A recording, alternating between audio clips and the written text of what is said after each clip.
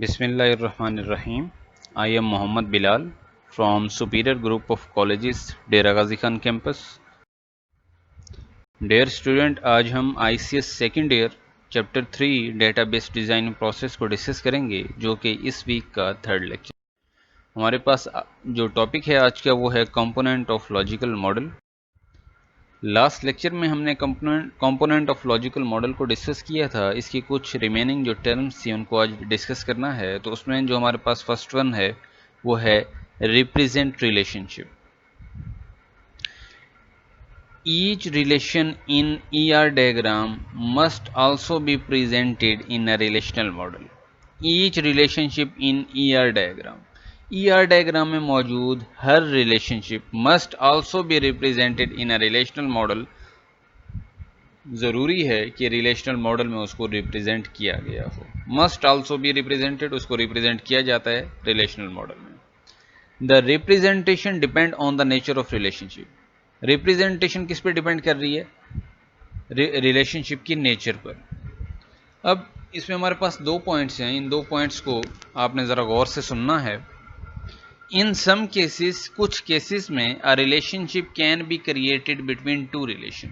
Relationship दो relation के दरमियान क्रिएट किया जाता है। In which one relation has the primary key and the other has a foreign key. एक रिलेशन में हमारे पास प्राइमरी की मौजूद है और एक में हमारे पास फॉरेन की। इन अदर केस, ये जो सेकंड पॉइंट है इसको हम देखते हैं। Relationship can be created using new relation that contain the primary key attribute of both relation as a foreign key. In other case, दूसरे केस में relationship can be created, relationship को create किया जाता है using new relation, नए relation को इस्तेमाल करते हुए relationship को create किया जाता है, that contain the primary key attributes। तो नए relation में हमारे पास क्या है? primary key attributes हैं of both relation as a foreign key।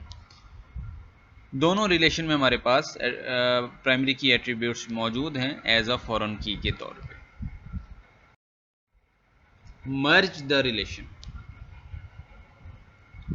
In some relation there may be redundant relation. It means, अब यहाँ पर हम ये देखेंगे कि रिडेंडेंट रिलेशन क्या है। इसका मतलब ये है दैट टू और more relation may describe the same entity. दो या दो से ज़ायद रिलेशन एक ही एंटिटी को डिस्क्राइब कर रहे हो तो ऐसे रिलेशन को हम कहते हैं कि ये क्या है? रिडेंडेंट रिलेशन है। The redundant relation must be merge to remove the redundancy. तो रिडेंडेंट रिलेशन में ये ज़रूरी हो जाता है कि हम क्या करें? रेडिडेंसी को रिमूव कर दें। This process is also known as view integration. तो इस प्रोसेस को हम नाम देते हैं view integration. Suppose there are two relation as follow. First relation, second। अब देखें स्टूडेंट, अब आपने इस एग्जाम्पल को ज़रा गौर से देखना है। इसमें हमारे पास दो रिलेशन दिए गए हैं। एक में हमारे पास है एम्प्लॉय।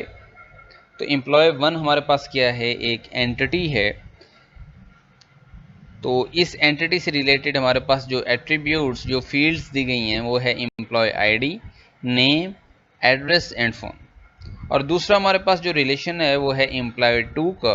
तो एम्प्लॉय टू का हम ये कहते हैं एम्प्लॉय आईडी इसकी फील्ड्स हैं, employ name, address, designation and date of birth DOB। अब एम्प्लॉय वन क्या है? हमारे पास रिलेशन का नाम है। तो हम एंटिटी को एज अ रिलेशन नेम के तौर पे भी इस्तेमाल कर सकते हैं। ये प्रीवियस लेक्चर में हमने डिस्कस किया था। तो एम्प्लॉय वन हमारे पास रिलेशन है और इस रिलेशन के हमारे पास जो फील्ड्स हैं फर्स्ट की वो है employ ID, name, address and phone.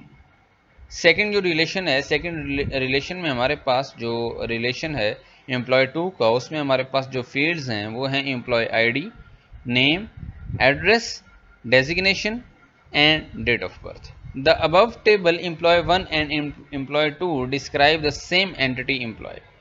ऊपर दिए गए दोनों जो हमारे पास रिलेशन दिए गए हैं employ one and employ two, इन्होंने एक ही एट्रीब्यूट को, एक ही एंटिटी को क्या किया? डिस्कस किया। और कौन सी एंटिटी है? वो एम्प्लॉय एंटिटी है। They can be merge into one relation. तो हम इसको क्या करते हैं? एक रिलेशन में मर्ज कर देते हैं। एम्प्लॉय आईडी आ गया, नेम आ गया, एड्रेस आ गया, फ़ोन आ गया, एंड द नेक्स्ट क्या है हमारे पास, designation and date of birth. अब हमने इन दोनों रिलेशन को एक रिलेशन में क्या कर दिया, मर्ज कर दिया, तो इसको हम कहते हैं कि क्या है, मर्ज द रिलेशन। नेक्स्ट है हमारे पास normalise the relation. The relation created in step 1 and step 2 may have some unnecessary redundancies.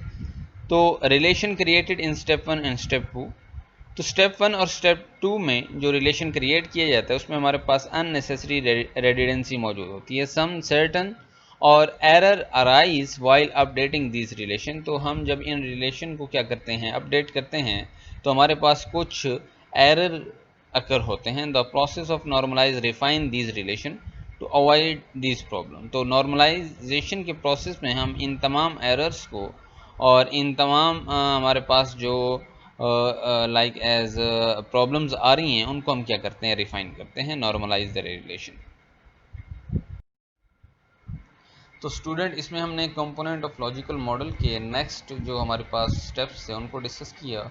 इस लेक्चर से रिलेटेड अगर आपका कोई भी क्वेश्चन है, कोई भी क्यूरी है, तो आप बिला झिझक मेरे से क्वेश्चंस कर सकते हैं। इंशाल्लाह आपको आपके क्वेश्चंस का तसल्ली बख्श जवाब मिलेगा।